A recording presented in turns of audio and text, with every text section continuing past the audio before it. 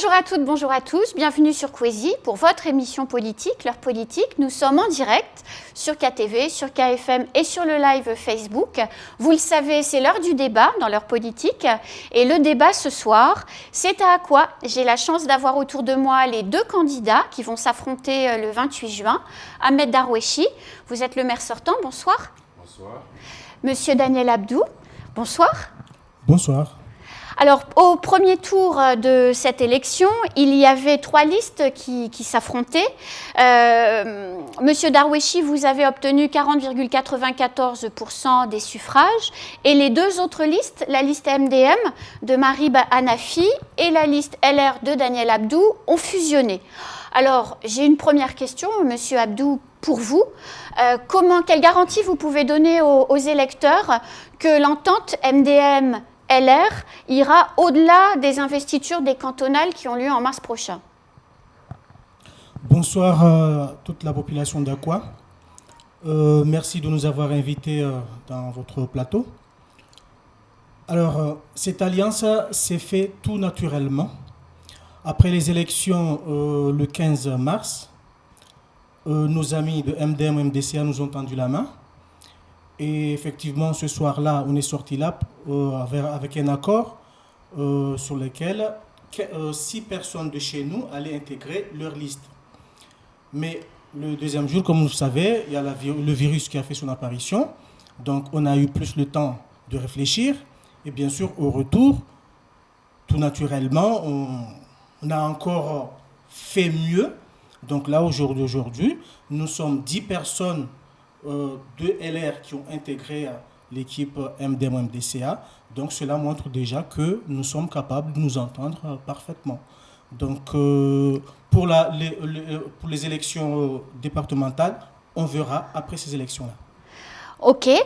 Monsieur le maire, on dit quelquefois que votre début de mandat a été un peu poussif. Je sais que vous n'êtes pas d'accord avec ça. Qu'est-ce que vous pouvez dire à vos détracteurs sur le sujet ? Avant tout, bonsoir à Kwa Msangadoua. C'est tout à fait normal parce que, quand on est maire sortant, on a tous les fusils braqués sur le maire, sur le candidat sortant. Moi, je le conçois très bien. Après, il y a une réalité sur le terrain. Il y a une réalité, il y a des exemples à l'appui, des réalités qui sont là. Donc, on peut s'appuyer sur ces réalités-là pour faire un bilan. Certes, au départ, ça a été très, très compliqué parce que, on avait une situation financière très, très déficitaire. Et puis, on venait d'arriver. Le temps de s'imprégner de ce qui se passe, c'est-à-dire le volet administratif, parce que là, il fallait déjà qu'on arrive à faire un diagnostic de l'administratif. Après le diagnostic financier, il y a un diagnostic de l'effectif. Et le diagnostic de l'effectif a été fait, on s'est rendu compte qu'il fallait renforcer. Il fallait renforcer l'équipe administrative pour qu'on puisse avancer et respecter le programme qu'on avait prévu pour la mandature, chose qui n'a pas été facile. En plus de ça, ça c'est une chose qui heurte des fois les gens quand on dit qu'on a hérité à cette période-là, à notre arrivée, et d'ailleurs la veille des élections, il y a eu un cyclone qui a frappé en plein fouet à quoi? C'est une réalité qu'on ne peut pas négliger. Il y a toujours un point de départ. On est parti sur ce point de départ et il faut remonter la pente. Alors, messieurs, Aqua est une commune particulière, beaucoup d'aléas climatiques, beaucoup de risques naturels. Comment l'un et l'autre, vous avez dans vos programmes intégré cette manière de faire de la politique extrêmement différente, c'est-à-dire d'intégrer que les gens vont être touchés dans leur chair dans votre commune par la politique et les actions que vous allez mettre en place en lien avec les risques naturels. Monsieur Abdou. Je voudrais tout de même rebondir sur ce qu'il vient de dire.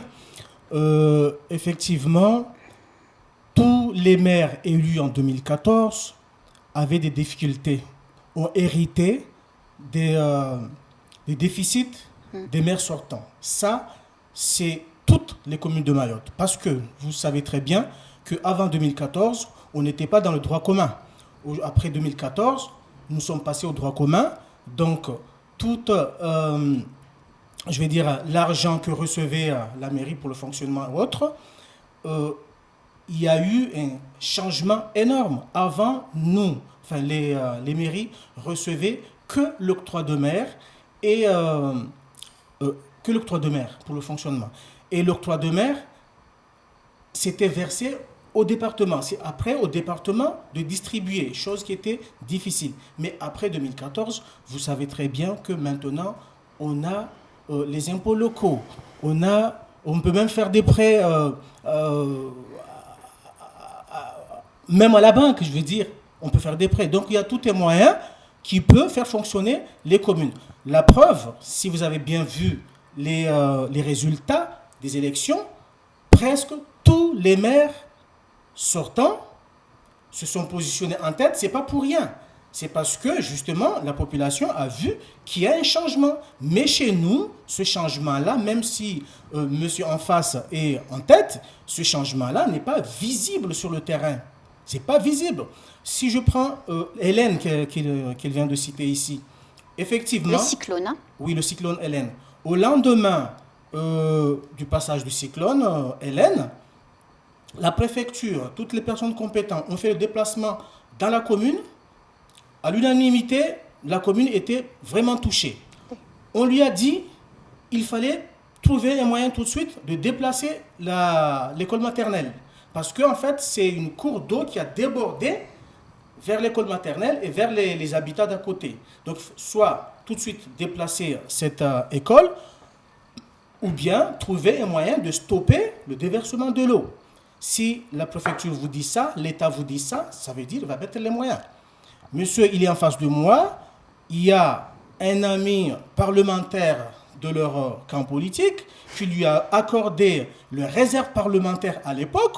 Il était incapable d'aller chercher ce réserve parlementaire. Donc, moi, je dirais que tout simplement, tout ce qu'il vient de dire là, c'est très bien, étude, tout ça, mais il manque d'incompétence, je pense. Il manque de motivation, je ne sais pas, en tout cas, le bilan n'est pas là. Et donc, je reviens sur... vous voulez répondre peut-être? Je vais juste éclaircir, c'est pas répondre, parce que bon, quand on est à l'extérieur, on croit savoir les choses, mais on ne va pas vers l'information.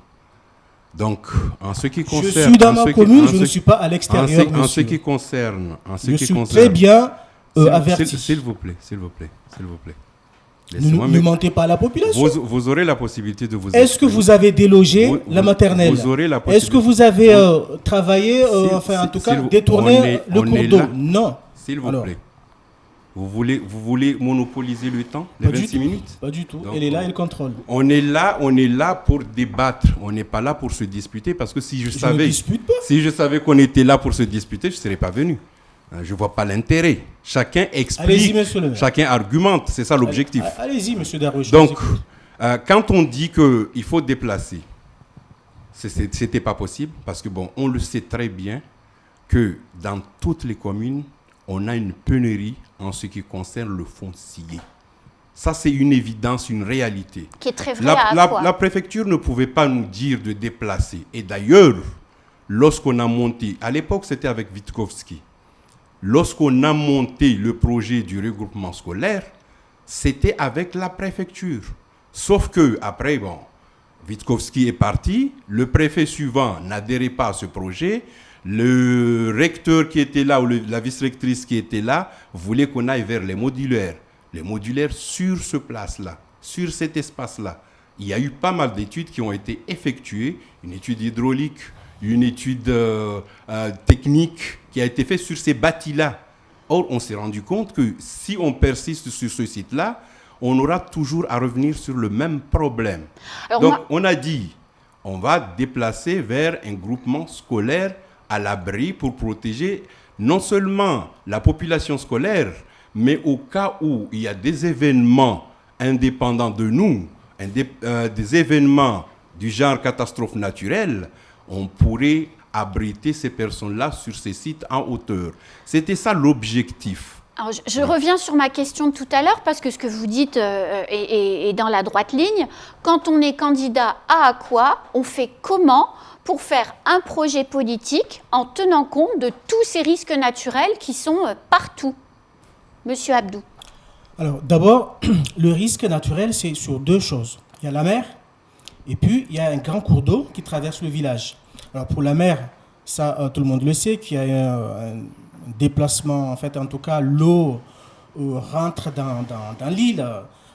Donc ça, je pense avec le DEAL, avec tous les services compétents là-dessus, il va y avoir, nous en tout cas, on va mettre le paquet là-dessus. Il y a déjà une digue qui est là, qui a été construite par l'ancien maire, à l'époque c'était RPR et UMP. Pas facile, hein, de s'y retrouver. Donc cette digue-là, justement, avec la montée du sable, parce que le sable monte quand même.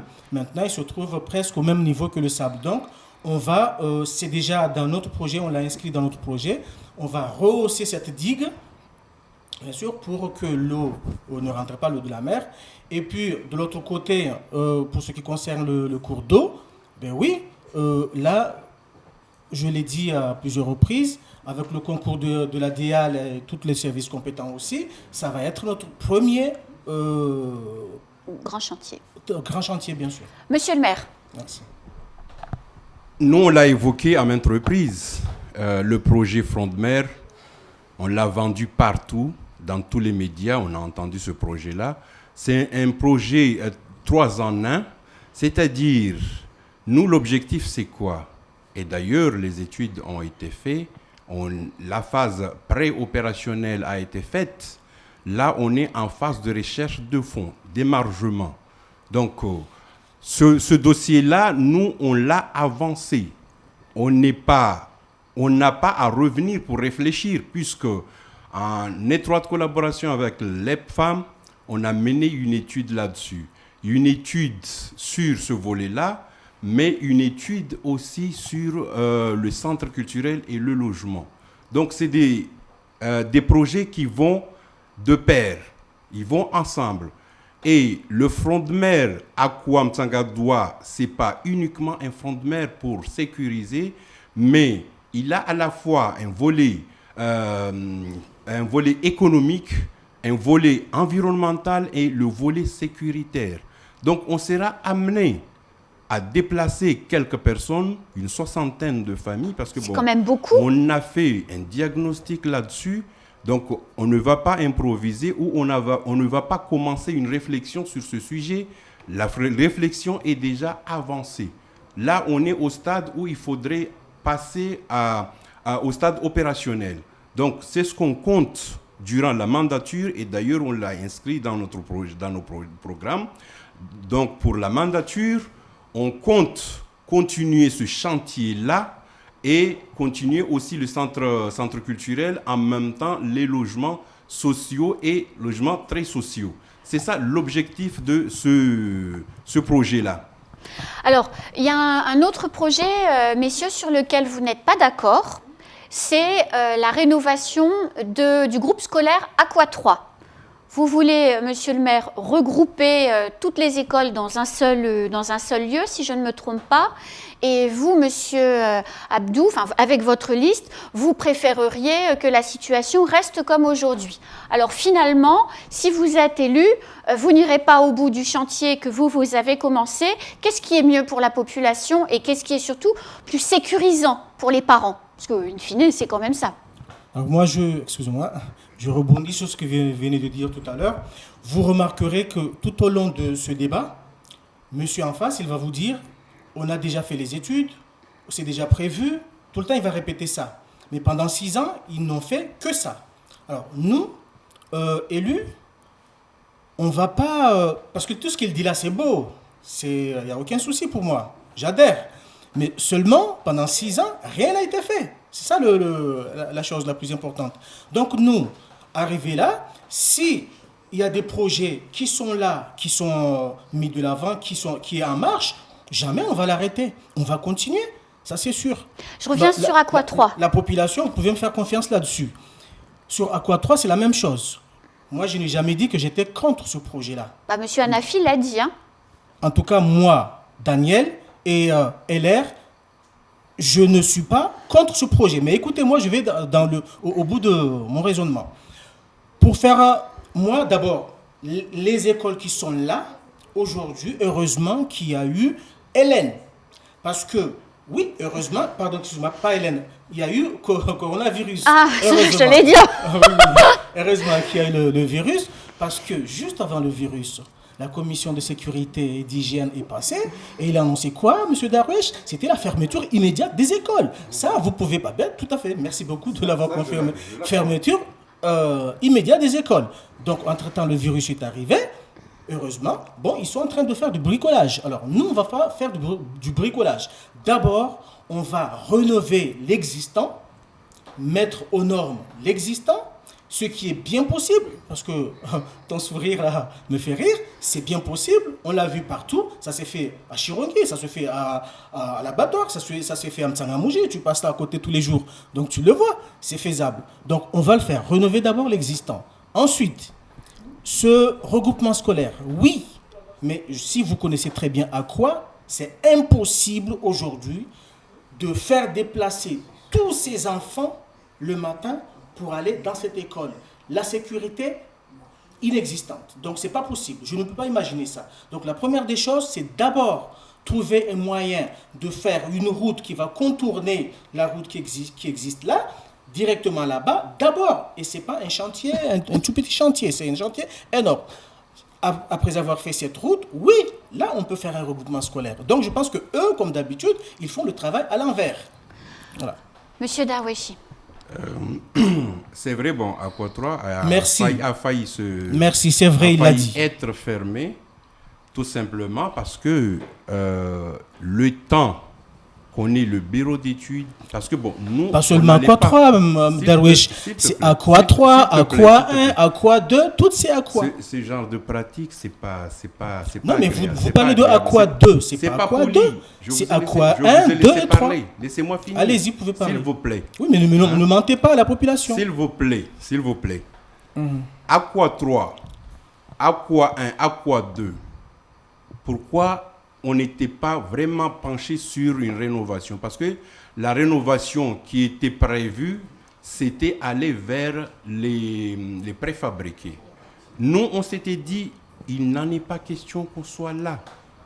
Et d'autant plus, il serait paradoxal lorsqu'on se dit aller vers un regroupement scolaire, dépenser des sous sur un site qu'on est amené à quitter dans un futur proche. Donc, c'était ça l'objectif. On s'est convenu qu'on allait faire des rénovations, mais des moindres rénovations au niveau de la sécurité, de l'éclairage. C'était ça ce qui a été prévu, avec un bureau d'études qui est là. Le bureau d'études est là, le marché a été lancé, donc ils sont en travaux. Ces écoles-là sont en travaux. Par contre, Mtsangamouji, on a mis l'accent là-dessus, tout simplement parce que les sites sont sécurisés. Ce n'est pas des sites qui subissent une submersion marine ni des aléas climatiques. Donc, c'est des sites sécurisés. Donc, on s'est dit, on met le paquet sur Mtsangamouji puisqu'on n'est pas amené à les déplacer. Par contre, à quoi ça a été rénové. Depuis les équipes précédentes, c'était ça. C'était du bricolage. Du bricolage, on colmate et le lendemain, on revient, la pirogue prend de la flotte. Donc, on s'est dit, non, on ne peut pas continuer sur cet élan-là, du provisoire qui dure. Donc, on est parti sur un projet qui prend du temps. Il faut de la patience. Si on veut quelque chose de beau, il faut de la patience. Si on veut quelque chose de durable, il faut de la patience. Mais les gens qui disent que c'est très facile, il suffit de claquer les doigts. Et d'ailleurs, moi, je demanderai au maire, si je suis réélu, à ce qu'on revoie, parce que Mayotte est censé faire du rattrapage. Le rattrapage avec les règles des marchés publics, c'est très compliqué, c'est très dur. Donc, j'aimerais bien qu'on revienne là-dessus par rapport au rattrapage du développement de Mayotte. Alors, on va changer de sujet et on va parler économie. Alors, Aqua est un peu éloigné des centres d'activité de Mayotte. Alors, finalement, messieurs, est-ce que quand on est résident d'Aqua, est-ce qu'on n'est pas un peu condamné à y vivre, mais pas à y travailler? Monsieur Abdou, vous avez un peu de retard. Je rebondis encore sur Ahmed et sur mon collègue en face tout à l'heure quand il dit qu'on va bricoler un peu les écoles d'Aqua. Je suis désolé, mais l'avenir de nos enfants, ce n'est pas du bricolage. Nos enfants ont droit quand même à aller à l'école dans de bonnes conditions, être reçus dans une école aux normes. Voilà. Donc je suis abattu quand vous dites quoi on a juste essayé de faire quelques bricolages. Non, non, non, non, je suis désolé, mais mon fils, mes enfants n'iront pas dans une école où le maire a fait du bricolage. Non, non, je ne suis pas d'accord. Alors je reviens au thème suivant. Excusez-moi, mais le temps passe vite. Économie, Aqua, qu'est-ce qui se passe demain pour les habitants? On y vit ou on y travaille? Alors, Aqua, on y vit, on y travaille. Il n'y a pas de ou. On y vit, on y travaille.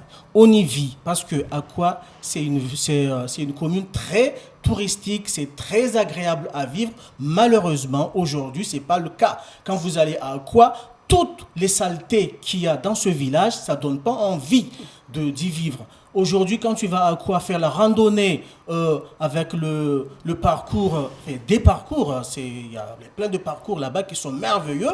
Malheureusement, il y a moins d'une semaine, des touristes ont été vandalisés. Voilà, c'est malheureux.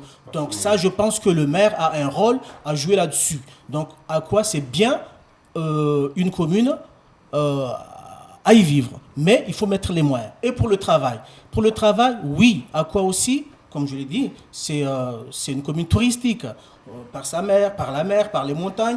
Mais, très important, les entrepreneurs, il y a beaucoup de jeunes qui créent. Mais ces jeunes-là, malheureusement, souvent, il y a un problème de foncier. Mais, malheureusement, notre ami ici en face n'a pas été capable de créer l'intercommunalité qui aurait profité à ces entrepreneurs-là. Voilà. Monsieur le maire, à vous. Parlons un peu d'économie. Lorsque je vous ai parlé du front de mer, je vous ai parlé d'économie, parce qu'à quoi il y a une chambre de l'économie sociale et solidaire. Ce n'était pas par hasard, tout simplement parce que, nous, l'objectif, à partir de ce front de mer, il ne faut pas que ce soit un front de mer qui sécurise seulement, mais c'est un front de mer qui se doit d'être économique. Dans le microéconomie, donc on compte installer des kiosques par rapport à ce bord-là pour pouvoir développer cette économie sociale et solidaire. Donc ça fait partie de nos projets. Donc techniquement, moi je ne l'ai pas. La technique, je ne l'ai pas.